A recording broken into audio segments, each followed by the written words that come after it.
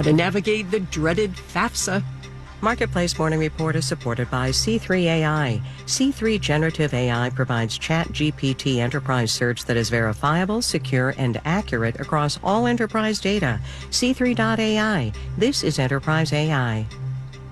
From Marketplace in Washington, I'm Nancy Marshall-Genzer in for David Brancaccio.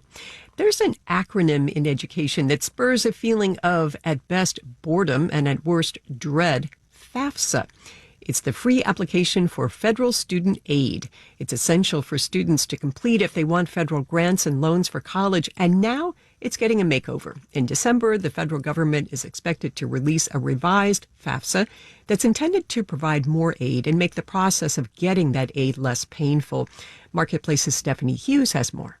The new FAFSA lets students send their tax info from the IRS directly to the Department of Education, meaning they don't have to tell the government something more than once. Students will have far fewer errors, perhaps transposing numbers or not understanding which line they were supposed to pull from. Kim Cook leads the nonprofit National College Attainment Network, which is advising on the simplified FAFSA. Her organization found over 40% of high school seniors didn't submit the form last year. So we have a lot of money left on the table by those who are eligible for Pell Grants but don't know or understand about FAFSA, or started a FAFSA and decided it was too difficult.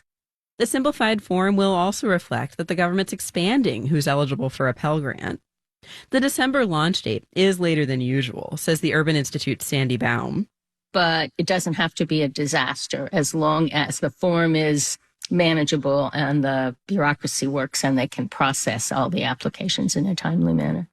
The new FAFSA will be used for students beginning in the 24-25 school year. I'm Stephanie Hughes for Marketplace. Speaking of higher education and the money it takes to pay for it, interest on existing student debt is set to start accruing again this Friday, September 1st. Payments will be due again in October. Let's do the numbers. The FTSE in London is up more than 1%. The Dow, S&P, and NASDAQ futures are all down by more than 0.1%, and the Dow future is down more than 30 points. The 10-year Treasury yield is up at 4.2%.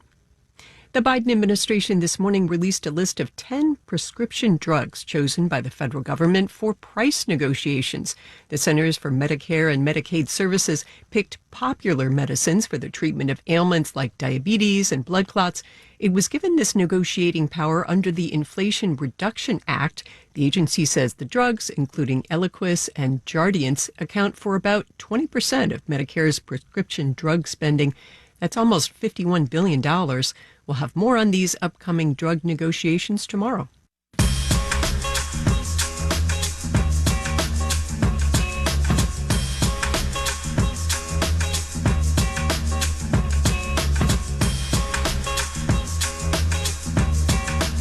Marketplace Morning Report is supported by Charles Schwab. The people at Schwab are passionate about helping investors. It's part of who they are.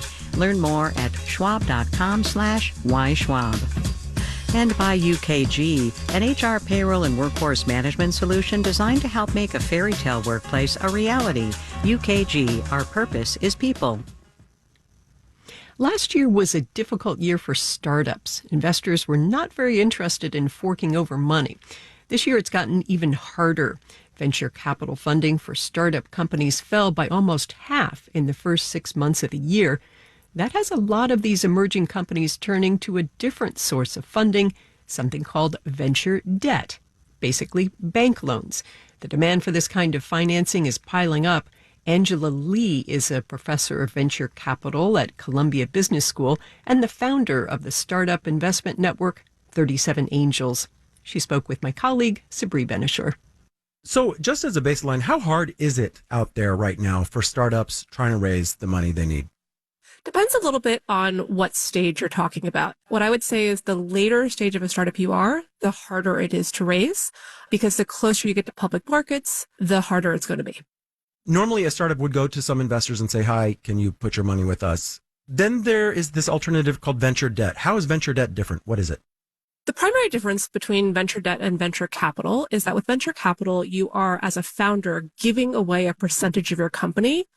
Venture debt is you give me $5 million and I'm paying you that back plus interest. And demand for this version of financing is growing, right? It absolutely is. It's growing for a couple of reasons. One, there isn't as much venture capital out there, so people need alternative forms of financing. The second reason is, as a startup, you want your valuation to keep going up. It's very bad to say my company was worth $50 million last year, and this year it's only worth $30 million. One of the nice things about venture debt is there is no valuation put in your company. And so that makes venture debt particularly attractive right now. Venture capital comes from investors. Where does venture debt come from? So venture debt comes from banks, but not the banks that you've heard of, not the Citibanks and Wells Fargos of the world.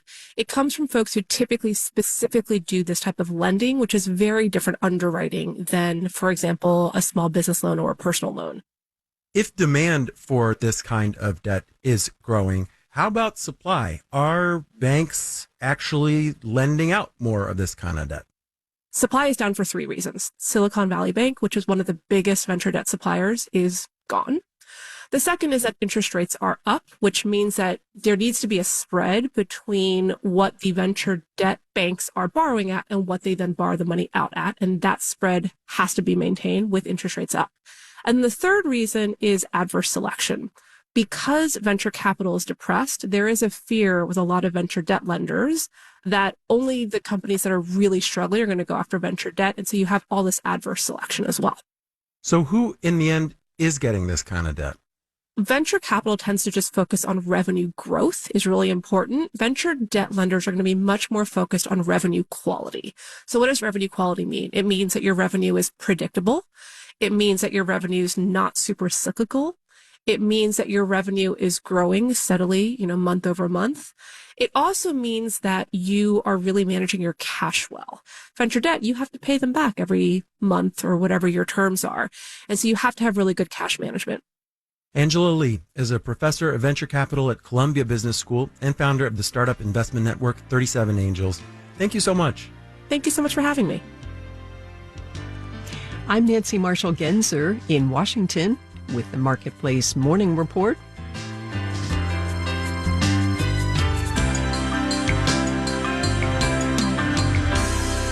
From APM, American Public Media.